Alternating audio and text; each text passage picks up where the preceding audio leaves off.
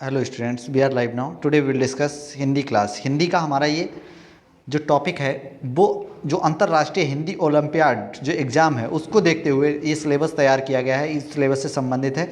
जो हमारी first class है फुल डिटेल वाइज उसको हम देख सकते हैं, हमारे इस प्लेलिस्ट में पड़ी हुई है। जिन्होंने ना देखी हो वो देख सकते हैं। और उसके बाद इससे संबंधित कुछ प्रश्न आ जाते हैं। प्रश्न में क्या है, भाषा, लिपि और व्याकरण, इनसे संबंधित कोई क्वेश्चन है जो देखते हैं। पहला भाषा। भाषा क्या होता है पहले हम इसको समझ लेते हैं शॉर्टकट में। भाषा, लिपि और व्याकरण जो तीन टॉपिक हैं इस पर ये आधारित हैं। भाषा क्या होता है, जो हम बोलचाल के रूप में यूज़ करते हैं, यानी हम अपने विचारों को आदान प्रदान करने के माध्यम को भाषा कहते हैं। वो लिखित भी हो सकती है, मौखिक भी और सांकेतिक भी। अब लिपि क्या होता है, जिस भाषा को हम लिखने में जिन चिन्हों का उपयोग करते हैं, जो चिन्ह हम उपयोग करते हैं, जिस भी चिन्ह का उपयोग करते हैं उसे लिपि कहते हैं। व्याकरण क्या होता है, इन लिखित यानी भाषा का जो शुद्ध रूप होता है वो व्याकरण के अंतर्गत हम सीखते हैं या व्याकरण के अंतर्गत आता है। अब क्वेश्चन हम देखते हैं। पहला, विक्रम रेडियो सुन रहा है, वाक्य में भाषा का रूप है लिखित भाषा, ऑप्शन ए लिखित भाषा, खा मौखिक भाषा, गा सांकेतिक भाषा। तो हमारा यहाँ करेक्ट आंसर हो जाता है मौखिक भाषा, ऑप्शन खा।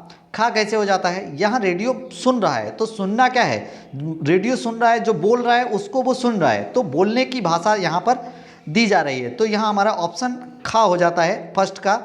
नेक्स्ट आ जाता है क्वेश्चन, हिंदी व्याकरण में कितने अंग हैं। हिंदी व्याकरण के अंग होते हैं। ऑप्शन का आ जाता है 4, ऑप्शन खा 2, ऑप्शन गा 3। तो हमारा करेक्ट आंसर हो जाता है ऑप्शन गा 3। हिंदी व्याकरण के 3 अंग होते हैं। अब कौन कौन से हो जाते हैं, नंबर 1 लिखित, लिखित और मौखिक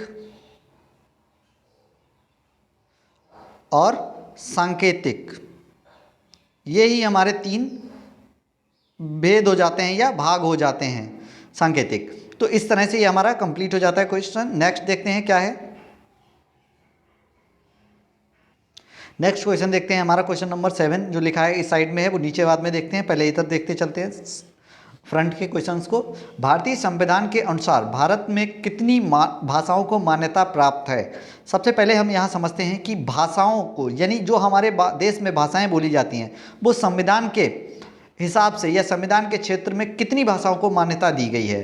भाषाएं तो बहुत सारी बोली जाती हैं, जिसमें से कितनी भाषाएं मान्यता प्राप्त है संविधान के अकॉर्डिंग, कॉन्स्टिट्यूशन के अकॉर्डिंग। ऑप्शन ए आ जाता है का 22 भाषाएं, ऑप्शन खा 24, ऑप्शन गा 26। तो हमारा करेक्ट आंसर हो जाता है यहाँ ऑप्शन का 22 भाषाओं को मान्यता प्रदान की गई या मान्यता प्राप्त है। लिखकर व बोलकर हम करते हैं, लिखकर या बोलकर हम करते हैं, लिखकर और बोलकर हम क्या करते हैं। ऑप्शन का मन की बात, ऑप्शन खा भावों को अभिव्यक्ति, ऑप्शन गा भावों या विचारों की अभिव्यक्ति। तो हमारा करेक्ट आंसर हो जाता है ऑप्शन गा, भाव या विचारों को हम अभिव्यक्त करते हैं। लिखकर या बोलकर किसी भी माध्यम से हम अपने भाव या विचारों को व्यक्त करते हैं, उसी को हम भाषा कहते हैं।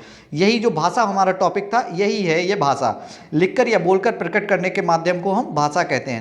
नेक्स्ट क्वेश्चन आ जाता है हमारा, मैं निबंध लिख रहा हूँ, इस वाक्य में भाषा का रूप है मैं निबंध लिख रहा हूँ। ऑप्शन का मौखिक, ऑप्शन खा लिखित, ऑप्शन गा कोई नहीं। तो जब लिख रहा हूँ तो लिखना किस में होता है, लिखना हो जाता है ऑप्शन खा। हमारा करेक्ट आंसर हो जाता है ऑप्शन खा लिखित। तो जब लिखना है, जो चीज़ लिखकर हम किसी को देते हैं या लिखकर भाषा को पढ़ते हैं या किसी को अपने विचारों को लिखकर देते हैं, तो वो लिखित भाषा उसका रूप होता है, लिखित भाषा। नेक्स्ट क्वेश्चन देखते हैं। व्याकरण डैश दिया है, फिर भाषा के रूप का ज्ञान होता है, भाषा के शुद्ध, ऑप्शन का शुद्ध, ऑप्शन खा अशुद्ध, ऑप्शन गा दोनों। तो हमारा करेक्ट आंसर हो जाता है ऑप्शन का, व्याकरण भाषा का शुद्ध रूप होता है। यानी व्याकरण से ही हम किसी भाषा को शुद्ध या अशुद्ध की पहचान कर पाते हैं, या व्याकरण किसी भाषा को शुद्ध लिख पाना या शुद्ध लिखना बोलना व्याकरण के द्वारा ही हम सीखते हैं। तो व्याकरण का मुख्य उद्देश्य होता है भाषा को सुधारना या भाषा के शुद्ध रूप को लिखना या समझाना। नेक्स्ट ऑप्शन आ जाता है क्वेश्चन, भाषा के शुद्ध रूप के लिए किसे स्वीकार किया गया है। भाषा के शुद्ध रूप के लिए स्वीकार किया गया है, ऑप्शन का मातृभाषा, ऑप्शन का मानक भाषा, ऑप्शन गा राजभाषा। तो हमारा करेक्ट आंसर हो जाता है यहाँ ऑप्शन खा मानक भाषा। मानक भाषा हमारा शुद्ध रूप होता है। जैसे पहले जो शुद्ध रूप था, पहले का रूप था खा, इस तरह से लिखते थे, अब कैसे लिखने लगे, इस तरह से लिखने लगे हैं, खा बनाकर इस तरह से मानक बना दिया गया। या बहुत सारे ऐसे शब्द या चिन्ह जिनको हम बदलते रहते हैं वो मानक भाषा। अब हम उनको टॉपिक को समझते चलते हैं। मातृभाषा क्या होता है?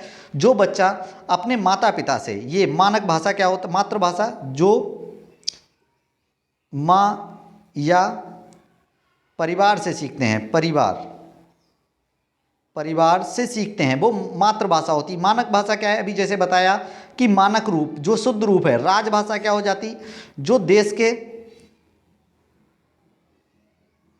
कानून के रूप में यूज़ की जाती है, उसे मानक भाषा कहते हैं।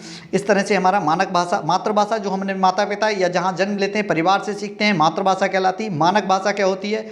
जो मानक रूप भाषा का बना दिया गया, ये जो परिवर्तन करके मानक रूप समय के अनुसार दिया जाता है उसको मानक भाषा कहते हैं। वही भाषा के शुद्ध रूप होता है, भाषा के शुद्ध रूप के रूप में यूज़ की जाती है। राजभाषा क्या होती है? जो सरकार द्वारा लिखित कामकाज में या कानून के रूप में यूज़ की जाती है, उसे राजभाषा कहते हैं। नेक्स्ट क्वेश्चन देखते हैं, क्वेश्चन नंबर 10।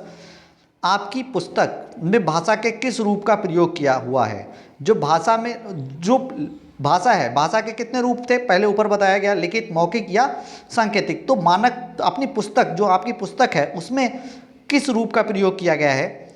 नंबर का मौखिक, नंबर खा लिखित या नंबर गा सांकेतिक। तो हमारा करेक्ट आंसर हो जाता है ऑप्शन खा, लिखित भाषा। पुस्तक में लिखित भाषा का उपयोग किया गया है। नेक्स्ट क्वेश्चन देख। नेक्स्ट क्वेश्चन आ जाता है, हम सबसे पहले किस भाषा को सीखते हैं? सबसे पहले हम भाषा सीखते हैं ऑप्शन का राष्ट्रभाषा, ऑप्शन खा संपर्क भाषा, ऑप्शन गा मातृभाषा। तो यहाँ करेक्ट आंसर हो जाता है हमारा ऑप्शन गा मातृभाषा। मातृभाषा हम सबसे पहले सीखते हैं। यहाँ कैसे सीखते हैं? क्योंकि मातृभाषा को मैंने बताया था, या जो अभी हमने सीखा था पिछले क्वेश्चन में, मातृभाषा वह होती है जो हम अपने माता पिता से या अपने परिवार से सीखते हैं, बोलना सीख जाते हैं, उसे मातृभाषा कहते हैं। नेक्स्ट, इसी वजह से हमारी जो सबसे पहले सीखने की भाषा होती है वो मातृभाषा होती है, क्योंकि हम अपने परिवार और माता पिता से सीखते हैं। नेक्स्ट क्वेश्चन आ जाता है, अवधी भाषा है। अवधी भाषा, अवधी एक बोली है जो राजभाषा या राष्ट्रभाषा या बोली। ऑप्शन का है हमारा राजभाषा, ऑप्शन का राष्ट्रभाषा या ऑप्शन गा बोली। तो करेक्ट आंसर हो जाता है हमारा गा, ऑप्शन गा अवधी है। तो हमारा करेक्ट आंसर हो जाता है नंबर 6 का गा अवधी। अवधी हमारी बोली है जो क्षेत्र में, एक निश्चित क्षेत्र में, अवध क्षेत्र में बोली जाती है या लखनऊ क्षेत्र में बोली जाती है। कुछ क्षेत्रों में अवधी भाषा का प्रयोग किया जाता है या बोला जाता है, उसे अवधी भाषा कहते हैं या बोली कहते हैं। सरकारी राजकाज में प्रयुक्त होने वाली भाषा को कहते हैं ऑप्शन का राजभाषा, ऑप्शन खा राष्ट्रभाषा, ऑप्शन गा मातृभाषा। तो हमारा करेक्ट आंसर हो जाता है ऑप्शन का राजभाषा। राजभाषा हमारी राजकाज में प्रयुक्त की जाने वाली भाषा होती है। अब इसको हम समझते हैं, पहला क्या है राजभाषा। राजभाषा अभी जैसे कि हमने बताया, सरकारी कामकाज में, जिस देश के सरकारी कामकाज में जिस भाषा का प्रयोग किया जाता है उसे राजभाषा कहते हैं, उस देश की राजभाषा कहलाती है। ऑप्शन खा पे दे रखा है राष्ट्रभाषा।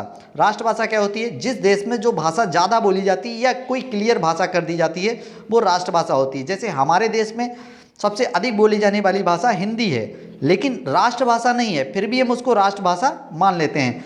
हमारे देश की राष्ट्रभाषा कोई नहीं है। संविधान के अनुसार जो कॉन्स्टिट्यूशन है उसमें कोई भी संविधान में राष्ट्रभाषा का दर्जा किसी को प्राप्त नहीं, फिर भी हिंदी ज़्यादा बोली जाने की वजह से हम उसको राष्ट्रभाषा का दर्जा देते हैं या राष्ट्रभाषा मानते हैं। अब मातृभाषा क्या होती है? जो हम अपने माता पिता या परिवार से सीखते हैं वो मातृभाषा कहलाती है।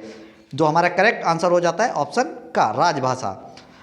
हिंदी भारत की है, हिंदी भारत की है। संपर्क भाषा, ऑप्शन का संपर्क भाषा या राजभाषा, राष्ट्रभाषा या राजभाषा या राष्ट्रभाषा, ऑप्शन का ऑप्शन गा राष्ट्रभाषा या मातृभाषा। तो हिंदी जो हमारी है वो राष्ट्रभाषा तो है, राष्ट्रभाषा, लेकिन इस वजह से उसको काउंट किया जाता है राष्ट्रभाषा में क्योंकि अधिक क्षेत्र में बोली जाने वाली भाषा होती है।